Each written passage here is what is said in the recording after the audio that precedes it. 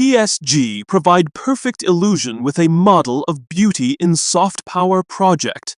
Re-enthroned Champions League winning club should have always been this good, but Qatar's propaganda project is finally listening to an elite manager.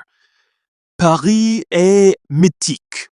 There was nothing understated, no obvious shades of faux humilité about the headline in L'Équipe after Paris Saint-Germain had been re-enthroned as Champions League winners on Saturday night.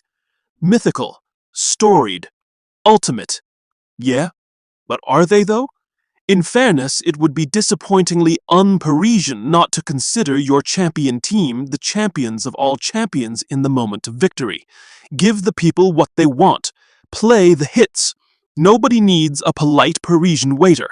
Nobody wants to see an unstylish Parisian estate agent who has taken absolutely no care of his hair, or a Parisian bistro that doesn't think it's the VIP boarding lounge for the last ark leaving planet Earth.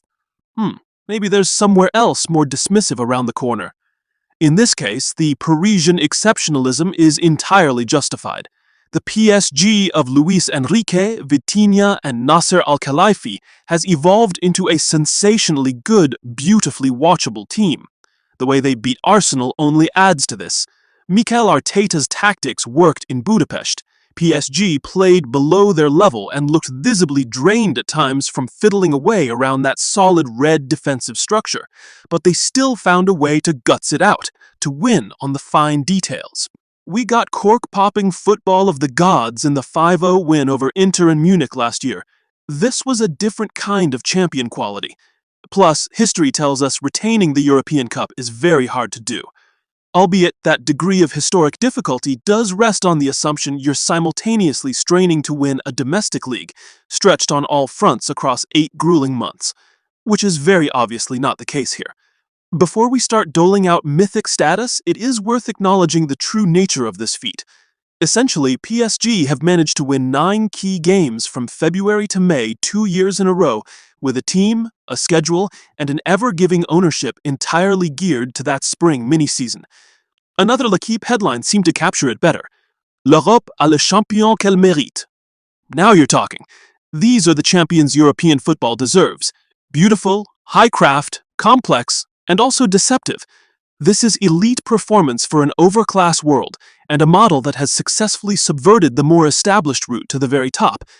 Ideally, a European champion team, in the form first devised by L'Équipe itself 70 years ago, is supposed to express the strengths of its domestic league, to emerge from that crucible, ready to show the rest of Europe why this system, right now, is the best.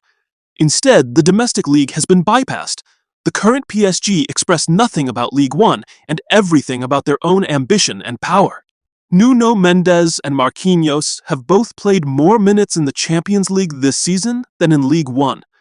Ousmane Dembele started 11 of 34 League One games and is basically a midweek player after Christmas, peaking for those dates. Does this really deserve a Ballon d'Or? How about half a Ballon d'Or? Here we have a football team recast as a luxury good, the kind of overclass product that can only be found behind the velvet rope in some elite private airport suite. Given the sole challenge here is to win the Champions League, given the will of the Qatari state, the clear and actionable plan, the domestic matches that are essentially tune-ups, we should probably temper our feelings of awe when this does indeed happen. This is, of course, unfair on PSG. Most obviously, it overlooks the achievements of Luis Enrique in creating PSG 2.0, a model of drive, focus, and tactical coherence that bears no comparison to the celebrity machine that preceded it. PSG then? Neymar riding a snow leopard around his personal rooftop disco, dressed in a solid gold bowler hat and chinchilla fart chaps. PSG now? Vitinha diligently revolving the ball, like a submarine captain down in the engine room, twirling his pumps and sprockets.